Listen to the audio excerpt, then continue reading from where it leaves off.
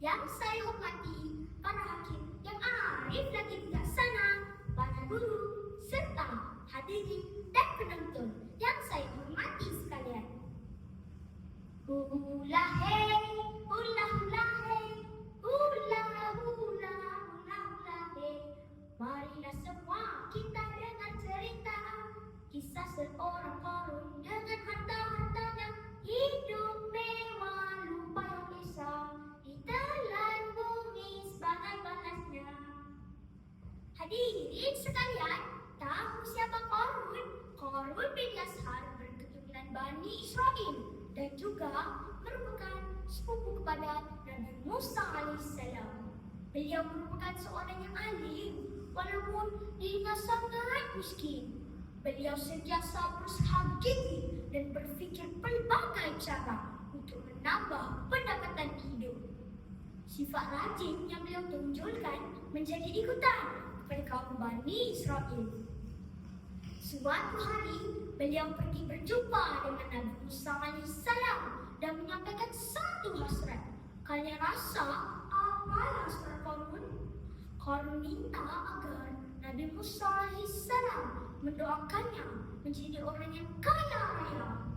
Beliau berkata, sekiranya beliau menjadi kaya, beliau akan lebih tekun beribadah kepada Allah SWT.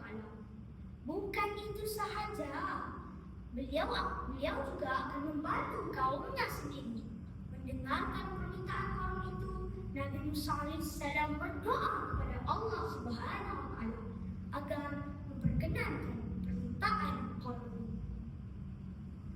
Para hadirin sekalian, ingatlah apa jua yang kita impikan, mintalah kepada Allah SWT. Sesungguhnya Allah itu Maha mendengar setiap rintihan hamba-Nya. Dengan izin Allah SWT, akhirnya impian Qarun menjadi kenyataan. Cita-citanya sudah tercapai. Beliau menjadi orang yang sangat kaya raya. Hartanya melimpah ruah. Hidup yang dulu miskin kini jadi mewah. Namun setelah dikurniakan harta yang melimpah ruah, Qarun menjadi lupa daratan. Beliau menjadi tanah halubang. Qarun yang dulu alim kini berubah ibarat kaca lupakan kulit.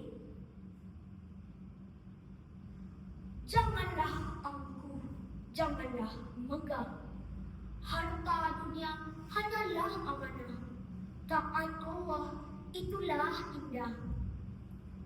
Firman Allah SWT dalam surah Al-Qasas ayat 76 maksudnya, sesungguhnya Qarun adalah ia dari kaum Nabi Musa. Kemudian ia berlaku sombong dan zalim terhadap mereka. Qarun pamerkan kemewahannya dengan keluar kepada kaumnya dengan memakai perhiasan. Bahkan ada di antara kaumnya yang berkata, alangkah baiknya jika kita ada kekayaan seperti Qarun. Mereka mengagumi kekayaannya sehingga terlupa bahawa nikmat sebenar ialah keridhaan Allah SWT. Bukan itu sahaja, Qarun juga turut berlaku zalim serta memandang hina orang yang miskin. Sesiapa yang meminta pertolongan daripada Qarun sudah pasti akan dimarahi olehnya.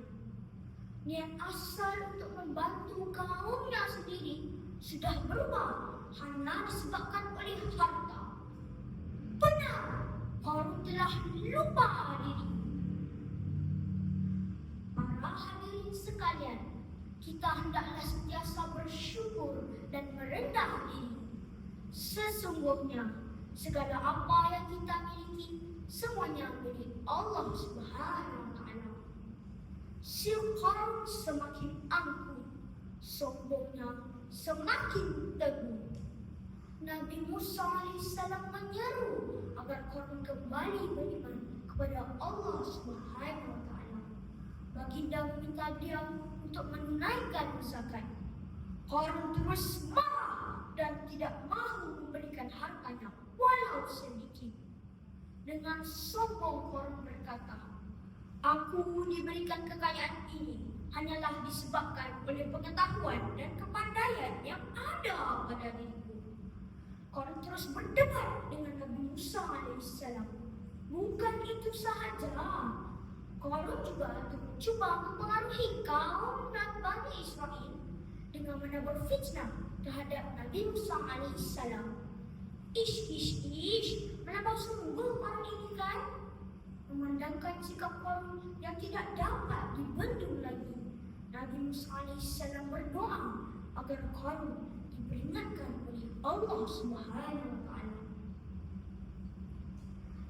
Dengan sabar baginda menghadapi Korun, tangan ditadah mohon pertolongan. Fitnah dan dusta ingin ditewaskan. Kuasa Allah menjadi bukti dan tauladan.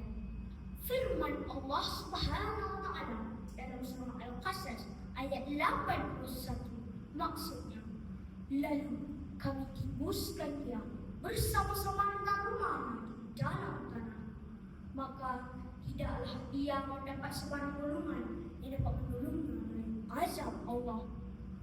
Begitulah pengakhiran Korun. Seluruh harta kekayaannya ditelan bumi tanpa tersisa. Kaum Bani Israel yang dahulu ini menjadi seperti Korun telah menyesal dan kembali bersyukur kepada Allah Subhanahu wa Ta'ala di atas pengaturan yang sebaiknya. Kisah Korun ini menjadi bukti serta peringatan kepada seluruh umat bahawa sesiapa yang tamak dan sombong akan berakhir seperti Korun, hancur binasa. Segala apa yang kita miliki semua miliknya. Sekian, terima kasih.